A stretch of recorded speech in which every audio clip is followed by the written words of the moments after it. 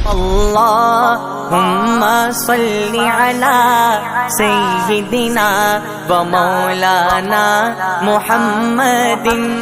وسلام على عباده الذين اصطفى. اما بعد، اعوذ بالله من الشيطان الرجيم. بسم الله الرحمن الرحيم.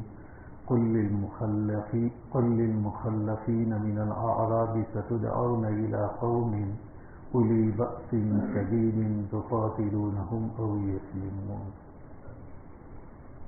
یہاں پر جو دیہاتیوں نے پہلے انکار کیا تھا کہ ہم عمرہ کے لیے نہیں آتے کیونکہ مکہ جانے کا مطلب اپنے آپ کو موت کے منہ میں داخل کرنا ہے، اب ان لوگوں کو خیبر کے وقت میں منع کر دیا گیا کہ جب تم اصل وقت میں حاضر نہیں ہوئے تو اب خیبر میں تم نہیں آ سکتے.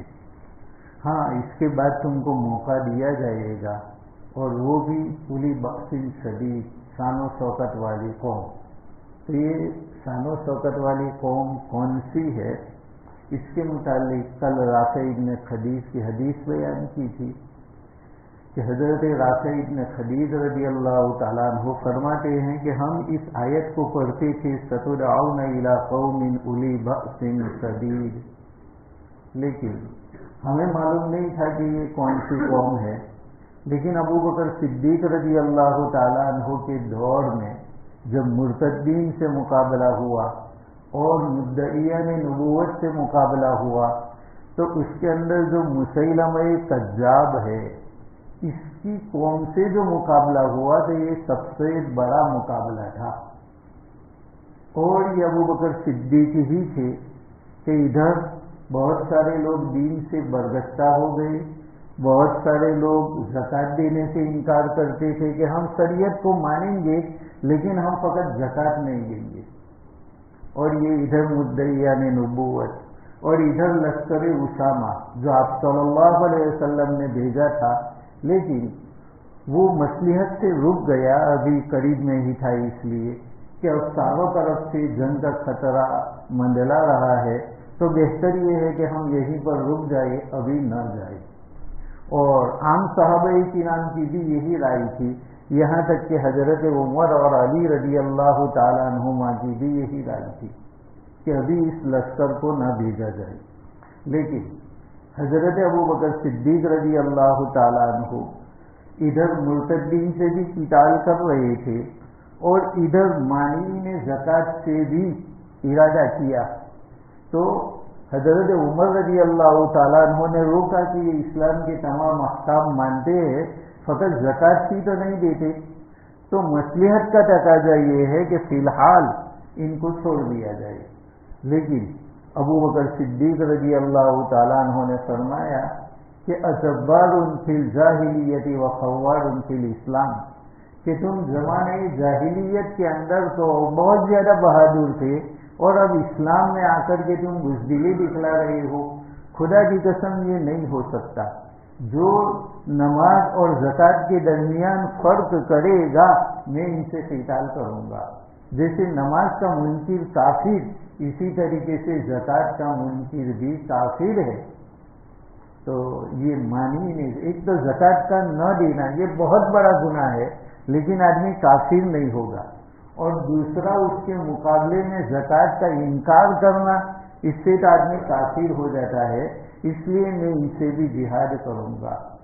اور لگے ہاتھ ہم یہ بات بھی کہہ دیں کہ زکوٰۃ کتنی اہم ہے کہ حضرت ابو بکر صدیق رضی اللہ تعالیٰ عنہ نے ان کے منکرین سے جہاد ایسا ہی فرض رکھا جیسے کہ مرتدین سے جہاد. تو ہم زکوٰۃ اس کی اہمیت کو سمجھے کہ اسلام نے نماز کے بعد جو دوسرا فریضہ ہم پر عائد کیا ہے وہ زکوٰۃ کا ہے. اور وہ بہت زیادہ نہیں ہے، 40واں حصہ ہے. 40 روپے میں 1 روپیہ، 100 روپے کے اندر 2.5 روپے، 1000 روپے کے اندر 25 روپے ہوتے ہیں. تو یہ بہت ہی کم فریضہ ہے، 40واں حصہ. اور یہ کن کن مالوں پر واجب ہوتا ہے ان کو بھی ہم یاد رکھتے. سونا اور چاندی کسی بھی شکل میں ہو، लकड़ी की शक्ल में हो, जेवरात की शक्ल में हो, औरतें इसको पहनती हो या न पहनती हो, हमने ऐसे ही रखा है, तो भी सोना और चांदी के ऊपर हर हाल में ज़कात वाजिब है। जिसके पास सोना 7.5 तोला और चांदी 52.5 तोला, ये शरई तोले के हिसाब से हैं, वरना शरई तोला जो है वो इससे बड़ा होता है, 11.5 ग्राम के करीब, और आज के ज़माने का जो तोला है वो 10 ग्राम का होता है। इसलिए ये 7.5 तोला आज शरीयत के एतबार से 87 ग्राम से ऊपर कुछ मिलीग्राम होते हैं, और 52.5 तोला चांदी ये 61 तोला 2 ग्राम और उसके ऊपर कुछ मिलीग्राम है।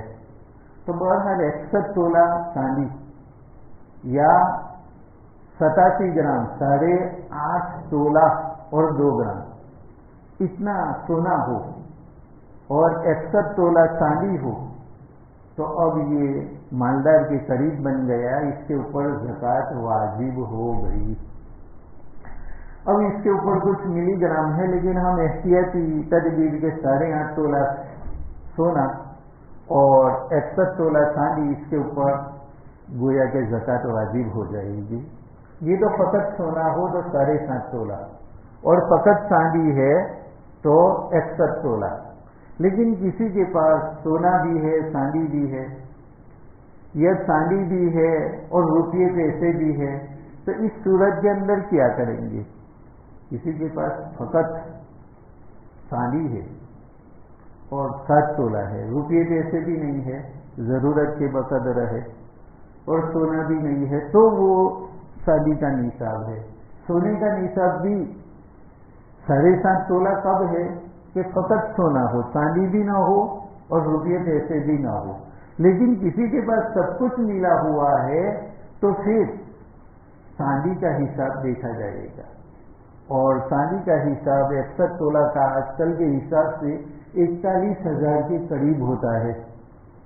61 तोला के 41,000 के करीब होते हैं। तो किसी के पास 41,000 रुपये हैं तो इसके ऊपर ज़कात फर्ज हो गई।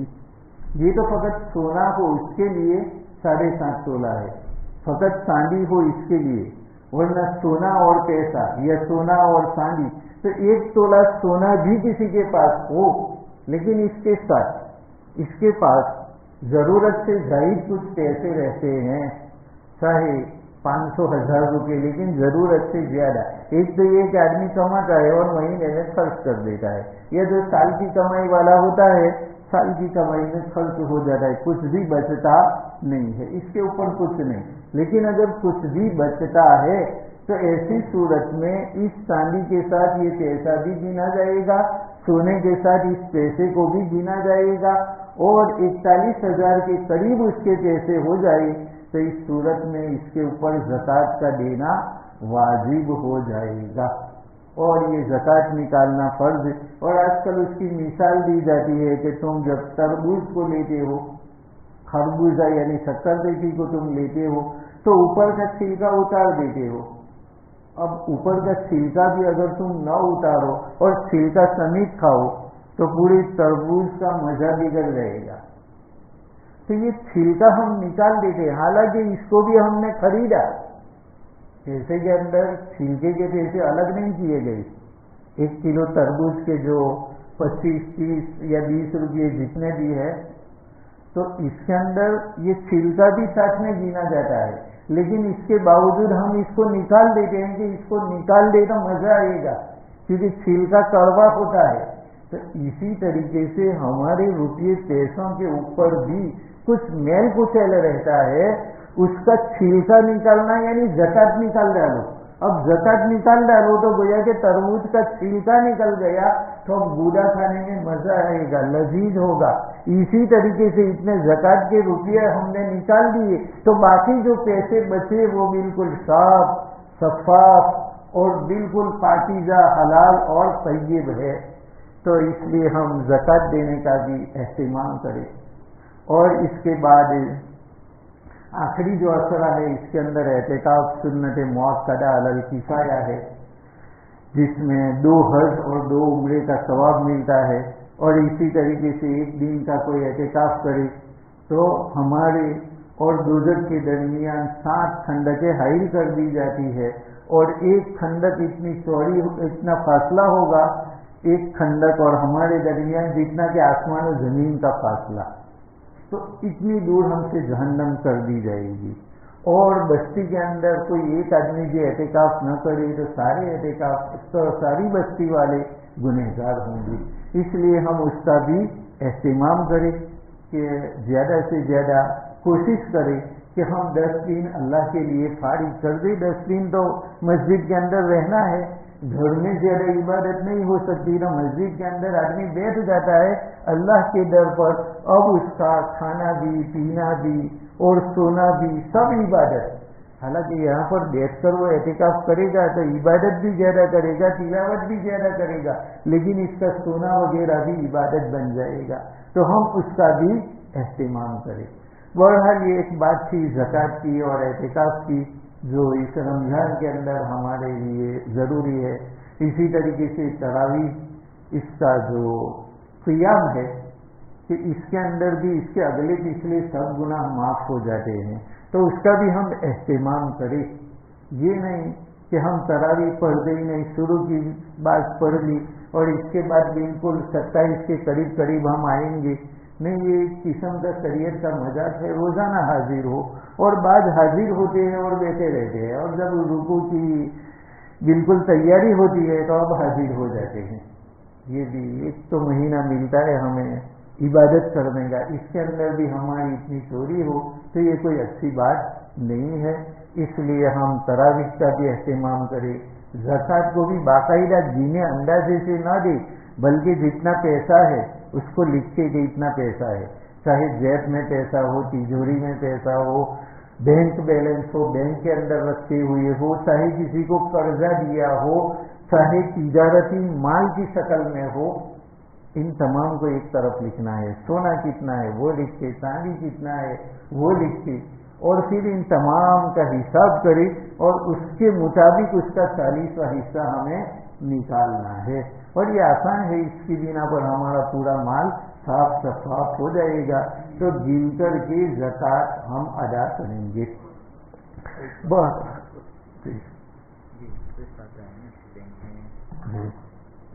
ہاں نہیں، انٹرسٹ جو ہے اس کا تو حساب نہیں لگائیں گے، انٹرسٹ وہ ہماری ویسے بھی ملکیت نہیں ہے۔ انٹرسٹ جو بھی سود کے پیسے ہیں وہ تو اگر ہم ٹھنڈی کے موسم میں ان پیسوں کو جلائیں اور اس سے ہم اگر گرمی حاصل کریں، حالانکہ پیسے جلنے میں کتنی دیر لگے گی، وہ بھی حرام ہے، تو اس پیسے کا استعمال تو بالکل جائز نہیں ہے۔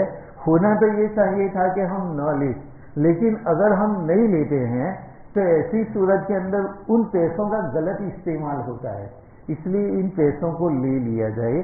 اب اس میں ہماری ملکیت تو نہیں ہے، اس کو ہمیں زکوٰۃ کے اندر بھی شمار نہیں کرنا ہے، بلکہ یہ پیسے جتنے کے جتنے ہیں سود کے، اس کا بھی باقاعدہ حساب رکھے اپنی بکس کے اندر کہ بھائی اتنے مہینے میں، اتنے 3 مہینے میں جو یہ سود لگاتے ہیں تو سال بھر کے 4 مرتبہ سود ہوں گے، اسی طریقے سے جتنے سال کا سود تم نے نہیں نکالا اس کا باقاعدہ حساب کرے، اور اس سود کو نکال کر کے انہی کو جو زکوٰۃ کا مستحق ہے ان کو ادا کرنا ہے، اور بلا ثواب کی نیت کی، ثواب کی نیت کرنا بھی گناہ ہے، کیونکہ یہ تو سود کے پیسے ہے، اس کا استعمال بالکل جائز نہیں ہے۔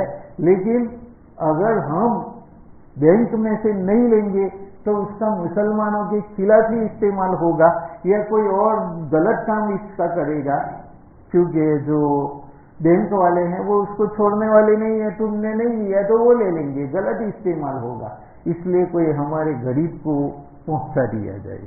تو سود پیے پیسوں کو ہمیں گننا نہیں ہے، اس کی زکوٰۃ بھی نہیں نکالنا ہے، اس کا 40واں نہیں، اس کو تو پورا نکالنا ہے۔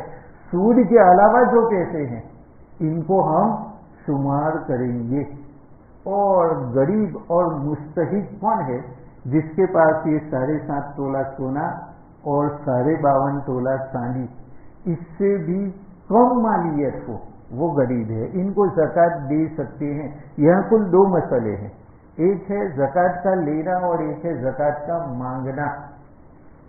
تو زکوٰۃ مانگنا وہ تو اس آدمی کے لیے بھی جائز نہیں جس کے پاس ایک دن کا کھانا پینا موجود ہے، آج کا کھانا پینا موجود ہے صبح اور شام کا، اس کے لیے زکوٰۃ کا مانگنا جائز نہیں ہے۔ سوال کرنا، سوال قیامت کے دن ذلت بنے گا اور اس کے چہرے کے اوپر ایسے نشانات ہو جائیں گے جیسے کسی نے خراش لیا ہو، چھیل دیا ہو۔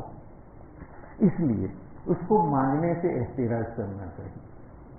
اور اسی طریقے سے جو صاحب حیثیت ہے ان کو بھی چاہیے کہ ان کو مانگنے کے اوپر مجبور نہ کرے، بلکہ ایسے لوگوں کو خود تلاش کرے اور تلاش کر کے ان کو زکوٰۃ کے پیسے دے۔ ان کے لیے لینا چاہیے کوئی دے تو 7.5 تولہ سونا یا 52.5 تولہ چاندی آج کل کے حساب سے 40,000 سے کم روپئے ہیں کسی کے پاس، تو ان کو کوئی زکوٰۃ دے تو لینا چاہیے، مانگنا جائز نہیں، کیونکہ ان کے پاس 1000 روپئے بھی ہے، 500 بھی ہے، تو ایک دن کھا پی سکتے ہیں، تو مانگنا تو جائز نہیں۔ ہاں کوئی دے تو لینا جائز ہے جب تک کہ وہ غریبی کی حد کے اندر آتا ہو۔ اسی طریقے سے صدقہ فطر جو ہے وہ بھی اپنی طرف سے اور اپنے نابالغ بچوں کی طرف سے نکالنا اس کے اوپر واجب ہے، بیوی کے اوپر خود ضروری ہے، لیکن اب ظاہری بات ہے کہ بیوی تو کوئی الگ کماتی نہیں، تو ہمارا فریضہ بنتا ہے کہ ہم اس کی طرف سے ادا کر دیں، اخلاقی فریضہ، ورنہ عورت کو خود اپنا ادا کرنا ہے۔ اسی طریقے سے جو بالغ مرد ہے ان کو بھی، لیکن بالغ بچہ بھی اگر نہیں کماتا ہے تو باپ ادا کر دے تو اچھی بات ہے، اور لڑکیوں کی طرف سے تو ادا کرنا ہی ہے، کیونکہ بالغ لڑکے کچھ کما سکتے ہیں، لڑکیاں کہاں کمائے گی۔ اس لیے اپنی بیوی کی طرف سے اور اپنے تمام بچوں کی جانب سے صدقہ فطر نکالے، 2.25 کلو گیہوں یا اس کی مقدار، اور اللہ تبارک و تعالیٰ نے جن کو وسعت دی ہے وہ گیہوں کا حساب نہ لگائے، گیہوں کے حساب سے کوئی 56 روپئے ہوتے ہیں آج کل، تو ہر ایک فطرہ 56 روپئے کے بقدر ہے، اس کے مطابق صدقۃ الفطر نکالے، اور جن کو اللہ نے وسعت دی ہو وہ کھجور، کشمش، چھہاری اس کا فطرہ نکالے تو اچھا ہے۔ حالانکہ آپ صلی اللہ علیہ وسلم کے زمانے میں گیہوں مہنگے تھے، اس لیے وہ 2.25 کلو، اور چھہارے وغیرہ سستے تھے، کھجور کشمش تو وہ 3.5 کلو۔ آج تو الٹا ہو گیا ہے، لیکن مسئلہ تو وہی رہے گا کہ آج مالدار اگر کھجور کا نکالے تو 3 کلو، چھہارے کا نکالے تو 3 کلو، تو 1 کلو کے حساب سے نکال لے، 1 کلو کھجور کے کتنے پیسے ہیں؟ 250۔ چلو 250 جو جیسی کھاتا ہے اس کے مطابق، 250 والا ہے تو 750 روپئے، اور 300 والا اگر کوئی کھاتا ہے تو 900 روپئے ہوتے ہیں۔ اس طریقے سے نکالے، اللہ تبارک و تعالیٰ نے مال دیا ہے تو مال خرچ کرنے سے کم نہیں ہوتا، اللہ بڑھائے گا، اس کا یقین کرے اور اس یقین کے ساتھ اپنی زکوٰۃ کو ادا کرے۔ تو گیہوں کی شکل میں ادا کرنا ہو تو وہ ادا کرے 56 روپئے والی، اور کھجور کا ہو تو 750 اور 900، جیسی جیسی تم کھجور کھاتے ہو اس کے مطابق اللہ نے جتنا دیا ہے اس کے مطابق، کیونکہ یہ مال یہیں پر رہ جائے گا۔ قارون کو اللہ تبارک و تعالیٰ نے بہت خزانے دیے تھے کہ جس کو اٹھانے سے، اس کو نہیں، اس کی چابیاں اٹھانے سے، لَتَنُوءُ بِالْعُصْبَةِ أُولِي الْقُوَّةِ ما ان مفاتیحہ لتنوء بالعصبۃ اولی القوہ، کہ اس کے خزانے کی چابیاں اٹھانے سے ایک طاقتور جماعت عزیز رہ جاتی تھی۔ خزانے کی چابیاں، آج تمہاری جتنی تیجوریاں ہیں ان تمام تیجوریوں کی چابی ایک آدمی کو دو تو وہ اٹھا لے گا، کیونکہ کتنے گھر ہوں گے یہاں پر؟ 100 ہوں گے زیادہ سے زیادہ، اب 100 گھروں کی چابیاں، وہ بھی تیجوری کی کتنی ہوگی؟ ایک ہو، وہ 2 ہو تو 200 چابیاں ایک آدمی اٹھا لے گا، لیکن اس کے پاس تو ایک آدمی نہیں، 2 نہیں، بلکہ ایک جماعت، اور وہ بھی طاقتور لوگوں کی جماعت۔ اتنا زیادہ اس کے پاس تھا. موسیٰ علیہ السلام نے اس کو کہا کہ تم زکوٰۃ ادا کرو. تو پھر اس نے حساب لگایا, مال زیادہ ہے, جس کے پاس کم مال ہے 1000 روپئے ہے تو وہ تو 25 روپئے ادا کر دے گا, 10,000 والا 250 ادا کرے گا, اور لاکھ والا 2500 روپئے ادا کرے گا. لیکن اب جس کے پاس کروڑوں روپئے ہو تو پھر 40 کروڑ ہو تو 1 کروڑ. اب اس کو ذرا مشکل لگے گا کہ یار 1 کروڑ دینے کی, تو اللہ نے 40 کروڑ بھی تو دیے ہیں, تو نے جتنا ادا کیا اس کے 39 حصے تیرے پاس ہے, فقط 40واں حصہ ہی اللہ نے مانگا ہے. اب اس نے بھی, قارون نے بھی حساب لگایا نوٹ بک نکال کر کے, تو اس نے کہا یہ تو بہت زیادہ مال ہے, اور اتنا زیادہ مال تو یہ تو موسیٰ ہم کو لوٹ لینا چاہتا ہے. اب تک تو ہم نماز وغیرہ پڑھتی تھی تو پڑھ لی, لیکن اب تو یہ زکوٰۃ, حالانکہ موسیٰ علیہ السلام کو کہاں چاہیے تھی, یہ زکوٰۃ تو تم کو دینا ہے اپنے ہی غریبوں کو. اور یہ بات اچھی طرح سمجھے, زکوٰۃ اپنے رشتے داروں کو دینا یہ زیادہ افضل ہے. اپنے رشتے داروں کو, بعض لوگ سمجھتے ہیں کہ اپنے رشتے داروں کو زکوٰۃ نہیں دے سکتے, حالانکہ یہ بات نہیں ہے. اور باقاعدہ ایک آدمی نے کہا کہ وہ میرا سگا بھائی ہے, میں کیسے زکوٰۃ دے سکتا ہوں؟ ارے بھائی دے سکتا ہے, سگا بھائی ہے تو بھی. ارے یار سگا بھائی اور زکوٰۃ تو اچھے پیسے دے دے گا, نہیں وہ اچھے پیسے تو دیتا نہیں ہے, تو وہ بیچارہ مستحق ہے تو زکوٰۃ تو دے. اب سگا بھائی اس کو تو زکوٰۃ نہیں دے سکتا, اور اچھے پیسے تو تو نے ٹھان لیا ہے کہ وہ تو دینا ہی نہیں ہے, ہمیں ہی کھانا ہے, تو اس کو کیوں محروم کر رہا ہے؟ تو زکوٰۃ بھائیوں کو, بہنوں کو دینا جائز ہے. کن کو دینا جائز نہیں ہے؟ جن سے ہم پیدا ہوئے یا جو ہم سے پیدا ہوئے. ہم کن سے پیدا ہوئے؟ ہمارے باپ سے, اور باپ کے باپ دادا سے, پر دادا سے. اسی طریقے سے ہم اپنی ماں سے, اور ماں پیدا ہوئی نانی سے, تو ماں, نانی, پر نانی اوپر تک, باپ, دادا, پر دادا اوپر تک, ان کو زکوٰۃ دینا جائز نہیں.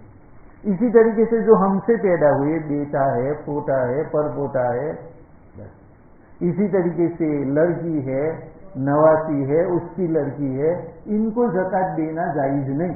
تو جن سے ہم پیدا ہوئے یا جو ہم سے پیدا ہوئے, ان کو دور دور تک دینا جائز نہیں ہے.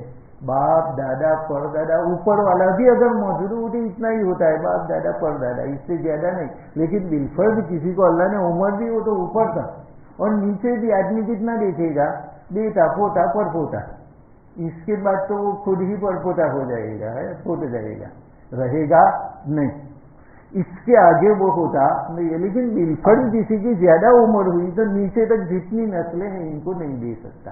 اور دوسرا کہ میاں بیوی وہ تو ایک دوسرے سے پیدا نہیں ہوئے, لیکن تعلقات اتنے گہرے ہیں کہ یہ بھی باپ بیٹی کا جتنا رشتہ ہے اس سے زیادہ رشتہ میاں بیوی کے اندر ہے. اس لیے باپ جیسے بیٹے کو نہیں دے سکتا, اسی طریقے سے شوہر بیوی کو اور بیوی شوہر کو زکوٰۃ نہیں دے سکتی. اس کے علاوہ اور جتنے بھی رشتے دار ہو, بہن ہو, بھانجے ہو, بھائی ہو, بھتیجے ہو, پھوپھی ہو, خالائیں ہو, ان تمام کو زکوٰۃ دینا جائز ہی نہیں بلکہ افضل ہے. کیونکہ ایک تو زکوٰۃ دینا خود عبادت, اور رشتے داروں کو دینا یہ اس میں صلہ رحمی بھی ہے, رشتے داری کو جوڑنا بھی ہے, رشتے دار خوش ہو جائے گا, اس لیے اس کے اندر بھی ثواب ہے, اس لیے ڈبل ثواب ملے گا. اس لیے ہم اپنے قریبی رشتے داروں کو بھی دے. تو میں یہ کہہ رہا تھا کہ قارون نے حساب کیا تو یہ کہا کہ نہیں, موسیٰ تو ہم کو لوٹنے کا ارادہ رکھتا ہے, اس لیے میں تو زکوٰۃ نہیں دوں گا. اور سب لوگوں کو کہا, سب لوگوں کو کھلایا تھا, پلایا تھا, ان کو اپنے ساتھ رکھتا تھا کہ کیا کرنا چاہیے موسیٰ سے نجات پانے کے لیے.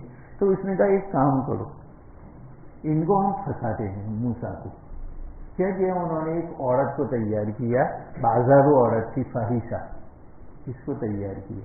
کہا تجھے فقط اتنا کہنا ہے کہ موسیٰ نے میرے ساتھ زنا کیا, بس اتنا ہی تجھے کہنا ہے. اب اس کو تو پیسے دیے گئے بہت زیادہ, تو وہ تو راضی ہو گئی. اب ایک مرتبہ قارون یہ کہتا ہے موسیٰ علیہ السلام کو کہ چلو بیان کرنے کے لیے قوم آپ کا انتظار کر رہی ہے. موسیٰ علیہ السلام کو معلوم نہیں تھا کہ اس نے دل میں کیا چھپایا ہے. موسیٰ علیہ السلام تشریف لے آئے کیونکہ سب لوگ تیار ہے, تو پھر اللہ والوں کا تو یہی ہے کہ ان کو سنائی.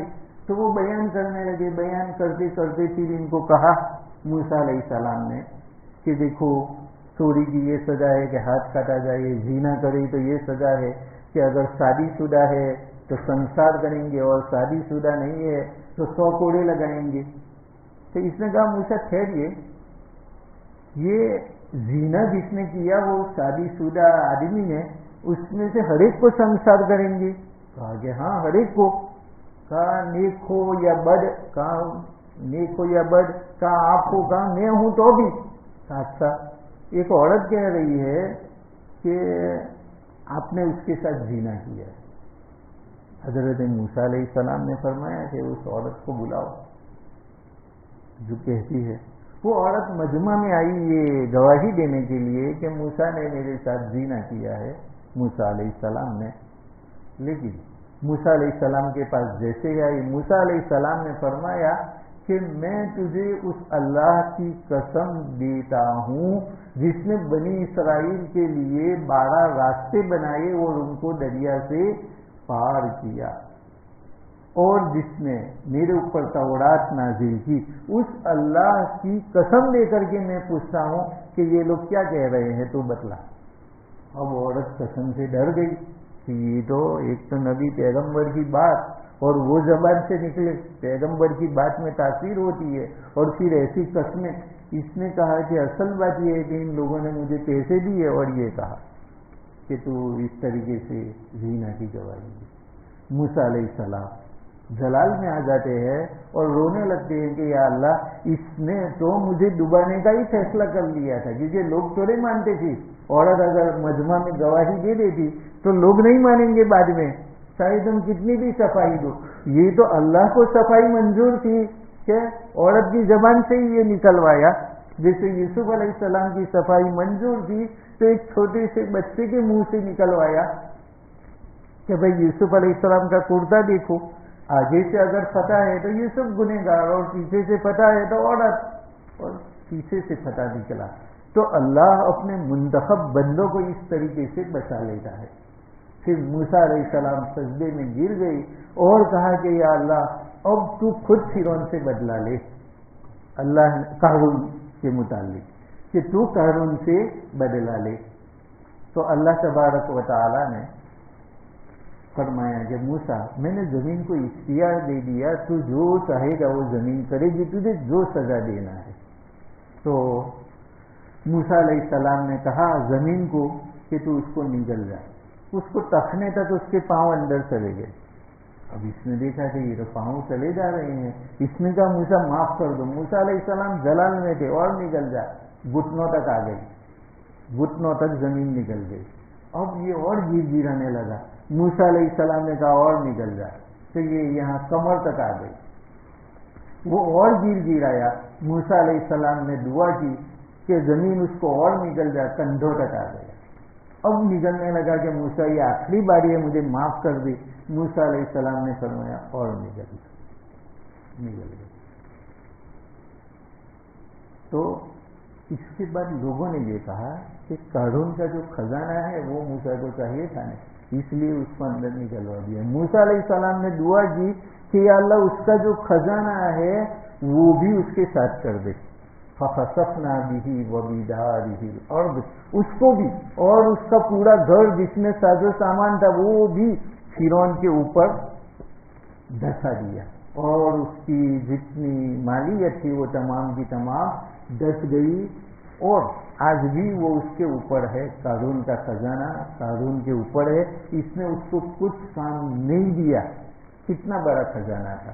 دوسری ایک بات کہ اللہ کی رحمت دیکھو, اللہ نے فرمایا کہ موسیٰ قارون نے تجھے اتنا پکارا, ایک مرتبہ بھی تجھے رحم نہیں آیا. وہ مجھے ایک مرتبہ بھی پکار لیتا تو میں معاف کر دیتا. اللہ اتنا غفور و رحیم ہے. تو ہم سے جتنے بھی گناہ ہوئے وہ قارون جتنے تو نہیں ہوئے کہ موسیٰ جیسے پیغمبر کے اوپر اتنا الزام لگائے, زکوٰۃ سے انکار کرے. ہم معافی مانگیں گے تو اللہ ہم کو ضرور معاف کرے گا, اور رمضان کا مبارک مہینہ ہے. لیکن اس نے جو زکوٰۃ نہیں دیا تو یہ پیسے اس کے کیا کام آئے؟ آدمی مال اس کے لیے وبال بن گیا. یہ آنکھ کھلی ہے وہاں تک، آنکھ آج بند ہو گئی تو پھر ہمارا بالکل بینک بیلنس اور کچھ بھی ساتھ آنے والا نہیں ہے. اس کے بعد ہم کہیں گے کہ اے ہمارے رب، لولا اخرتنی الی اجل قریب فاصدق واکن من الصالحین، کہ یا رب مجھے تھوڑی مہلت دے دے، تھوڑی سی، تاکہ میں صدقہ کر لوں اور نیک بن جاؤں.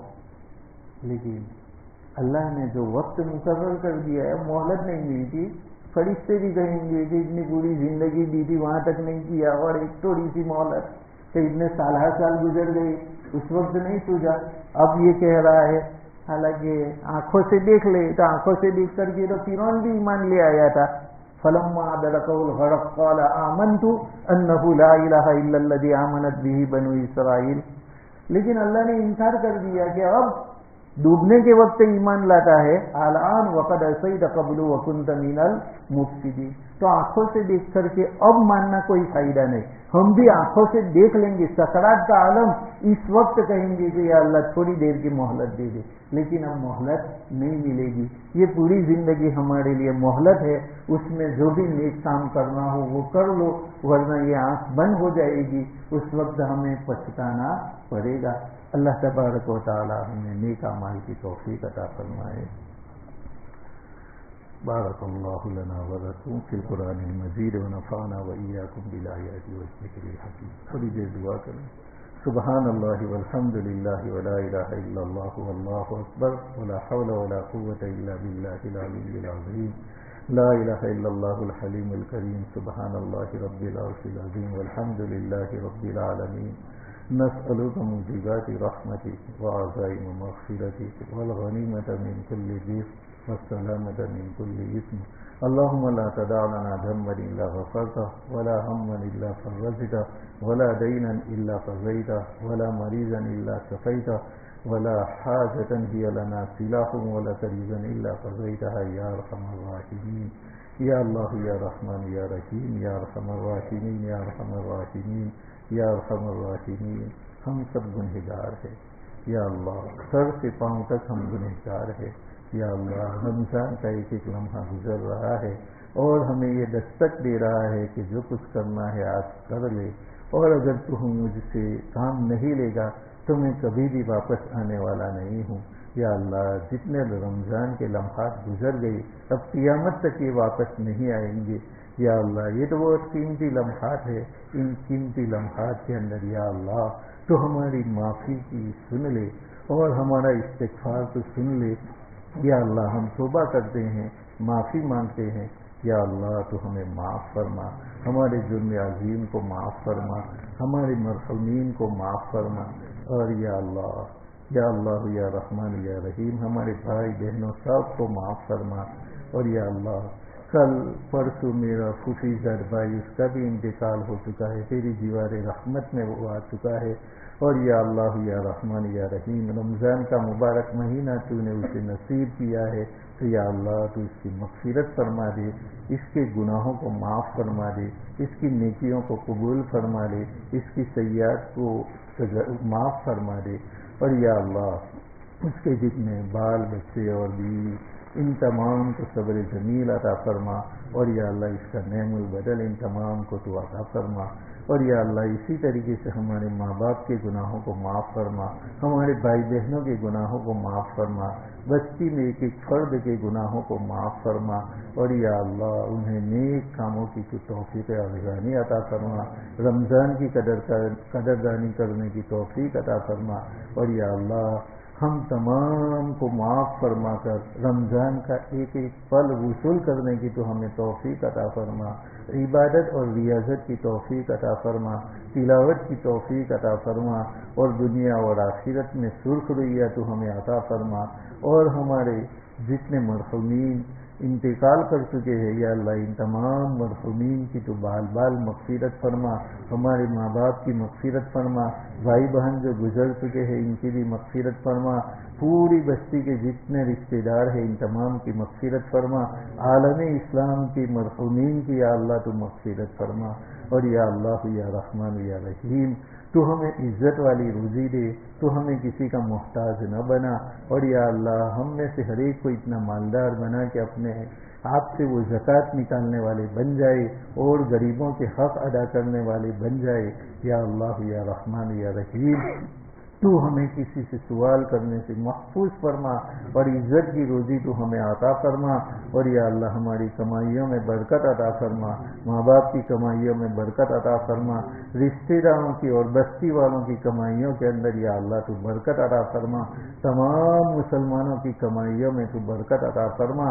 یا اللہ یا رحمان یا رحیم حکومت کی جانب سے راستے بند ہو رہے ہیں، لیکن یا اللہ تیری حکومت تو سب سے بڑھ کر کے ہے، یا اللہ تو جسے عطا کرنا چاہے اسے کوئی نہیں روک سکتا ہے، یا اللہ تو اپنے فضل و کرم سے ہمارے نوجوانوں کے لیے اور ہمارے بیٹوں کے لیے اور ہمارے رشتہ داروں کے لیے اور تمام مسلمانوں کے لیے کمائیوں کی راہوں کو یا اللہ تو کھول دے، نیک اور پاکیزہ کمائیوں کی راہوں کو کھول دے، اور یا اللہ تو جھولی بھر کر کے ان کو عطا فرما، اور عثمان غنی رضی اللہ تعالیٰ عنہ کا خزانہ عطا فرما، قارون کے خزانے سے تو ہماری حفاظت فرما جو ہمارے لیے وبال بنے، ایسی خزانے سے تو ہماری حفاظت فرما، سخاوت کرے ایسے خزانے تو ہمیں عطا فرما، تیرا حق اور بندوں کا حق ادا کرے ایسے خزانے تو ہمیں عطا فرما، اور یا اللہ ہمیں دنیا اور آخرت کی سرخرویاں عطا فرما، اور یا اللہ یا رحمان یا رحیم